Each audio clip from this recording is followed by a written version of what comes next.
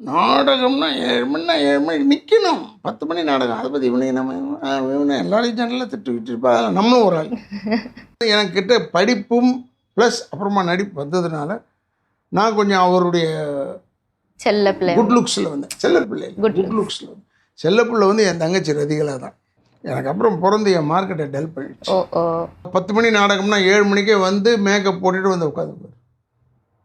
நாங்கள் ஜாலியாக அப்படி சுற்றிக்கிட்டு நாங்கள் முள்ளமாக போகலாமான்னு பார்த்தா இவர் உருப்பிட மாட்டான். உருப்பிட மாட்டான். ஏண்டா அவன் டிகிரி படித்தவன் அவனே சீனை பொட்டி தூக்கிட்டு இருக்கான், நீ என்னடா செய்கிறன்னு போட்டுன்னு விட்டார் ஒன்று போட. அதெல்லாம் சொல்லுவார். நான் ஏடா வாழ்கிறேன்னு நினைக்கிறீங்க என்ன? இந்த மாதிரி போய் எங்கள் அப்பாட்ட சொல்லியிருந்தேன், முடிஞ்சது. அப்போ இருந்தாலும் அவர் எதுக்குமே தடையோ எடையோ எதுவுமே சொன்னதில்லை. அவர் இருக்கும்போதே தான் நான் போய் கன்னட படத்தில் நடித்தேன். முன்னாடி உட்காந்துருந்தார். என்னை ஷூட்டிங் கூப்பிட்டு போகிறதுக்காக வந்துட்டாங்க. கவிதாலயத்துலேருந்து வந்தாங்க. அப்பா பார்த்த உடனே அந்த ஆளுக்கு கிட்ட ஆரம்பிச்சிருச்சு. இல்லைண்ணே ரவியை கூப்பிடுறேன். ரவி போட வண்டி வந்திருக்கு, என்ன டக்குன்னு நிற்க வேணாங்க அப்படின்னு அவர் திட்டுறாரு. நான் கண்டுக்காமல் நான் போயிட்டே இருந்தேன். ஏன் அவர் எவ்வளோ பெரிய நடிகை, அவர்கிட்ட போய் என்ன போய் ஷூட்டிங் கூப்பிட்றேன் நல்லா இருக்காயா நான் கேட்டேன். அந்த ஜிஃபரை இவர் யூஸ் பண்ணிகிட்டு இருந்தார் கலைஞர். அப்போ எங்கள் அப்பா வந்து வெளியே வந்து கதவை திறந்து விட்டு கலைஞர் ஏறிட்டார். அண்ணா என்ன வேணாம் அண்ணே, யோ நான் கருணாநிதிக்கா திறக்கிறேன், சிஎம்க்கு திறக்கிறேன், வா ஏரியா சொல்லிட்டு உட்காந்து. ஏன் கருணாநிதி, நீ தமிழ்நாட்டுக்கு தானே முதலமைச்சர், எதுக்கு இந்த ஆக்ஸ்ஃபோர்ட் மோரிஸ் அம்பாசிடர் வச்சுக்கணும். அடுத்த நாள்லேருந்து அம்பாசிடர் கலைஞர் 27, 28 ஒரு வண்டி வாங்கினார. அது எங்கள் ஐயா சொல்லித்தான் வாங்கினார், நான் அடித்து சொல்ல முடியும். புரட்சித் தலைவருக்கு வந்து முதல்ல பேண்ட் ஷர்ட் போட்டு நடியான்னு சொன்னதே எங்கள் ஐயா தான். தாய்க்கு பின் தாரம் வரைக்கும் அது வரைக்கும் அவர் வந்து வேட்டி தான் கட்டுவார். அப்போ தான் எங்கள் அப்பா சொன்னார், ஏன் செஞ்சா போடு சூட்டு போடு.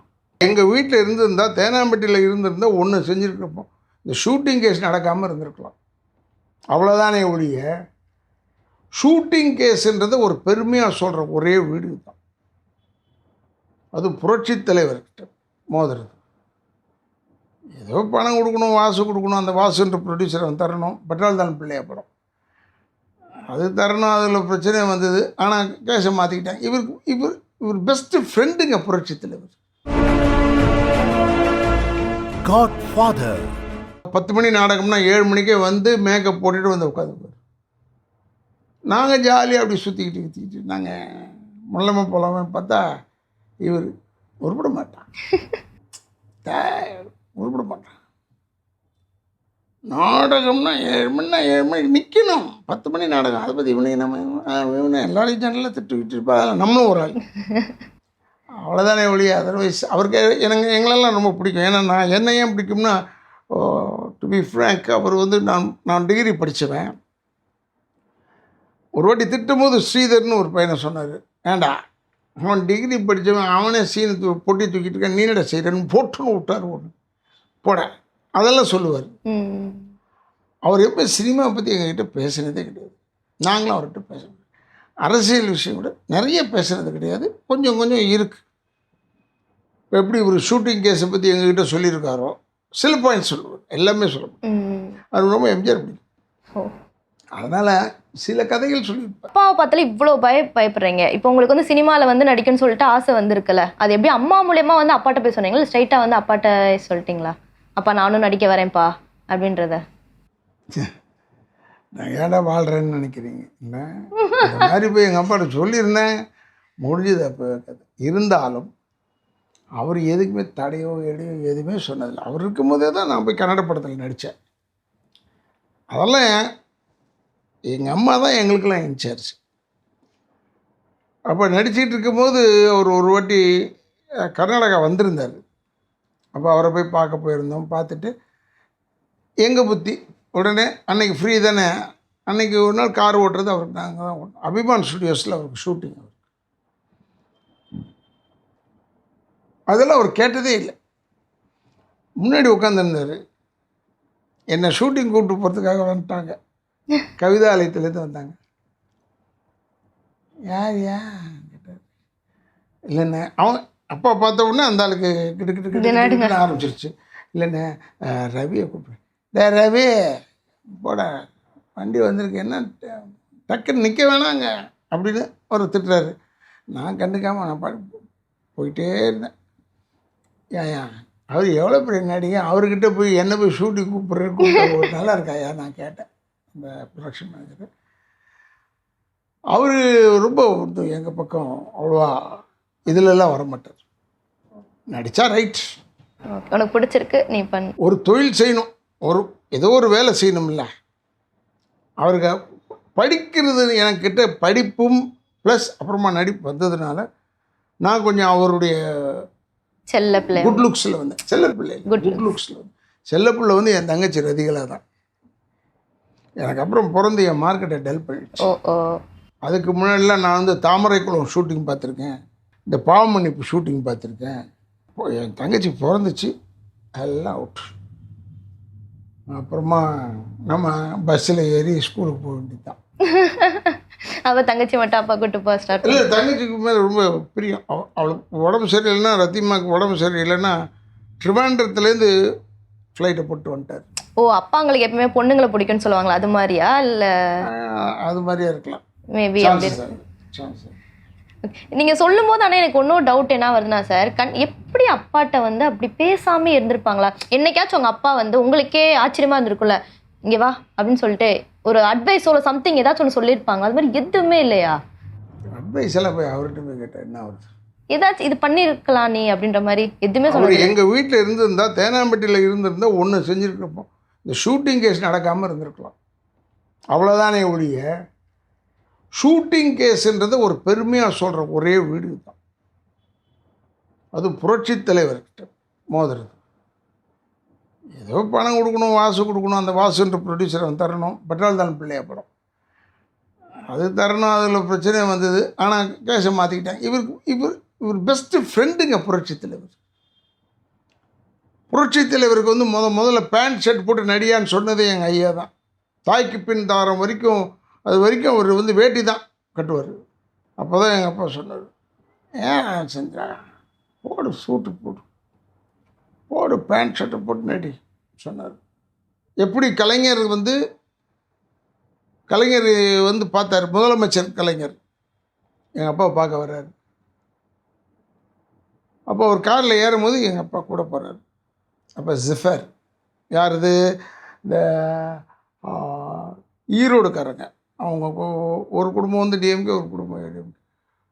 ஐ திங்க் அவர் வந்து இப்போ பிரபுவுடைய சம்பந்தியாக இருக்கார். அவங்க அப்பாலாம் வந்து கோபிச்செட்டிப்பாளையத்தில் வெல் டு டூ ஃபேமிலி. அந்த ஜிஃபரை இவர் யூஸ் பண்ணிகிட்டு இருந்தார் கலைஞர். அப்போ எங்கள் அப்பா வந்து வெளியே வந்து கதவை திறந்து விட்டு கலைஞர் ஏறிட்டார்.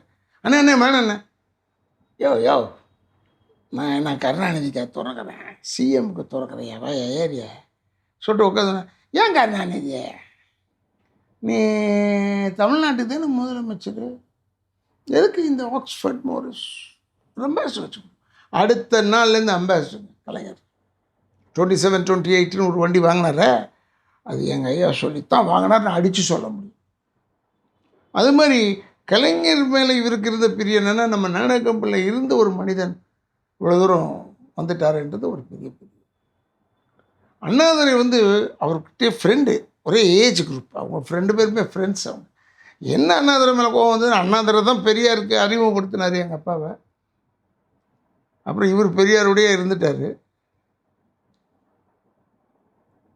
அண்ணாதுரை அவங்ககிட்ட பிரிஞ்சு போய் டிஎம்கேன்னு ஆரம்பிக்கும் போது எங்கள் அப்பா கோவம் வந்துச்சு. அவர் ஆரம்பிக்கக்கூடாது, எப்படி பிரிச்சுட்டு போவார், நம்ம ஐயா கிட்டேருந்து எப்படி பிரிஞ்சு போவார். அதுலேருந்து அவருக்கு ஒரு எதிர்ப்பு அண்ணாதுரை தான். கலைஞர் ரொம்ப க்ளோஸாக இருந்தார் எங்கள் அப்பா. அதே மாதிரி காமராஜரை போய் பார்க்க போகிறதுக்கு அமெரிக்காவிலேருந்து எங்கள் பெரியக்கா பையன், அவன் தான் ஃபஸ்ட்டு பேரன் எங்கள் வீட்டுக்கு. அவன் வந்தான். அவன் வந்து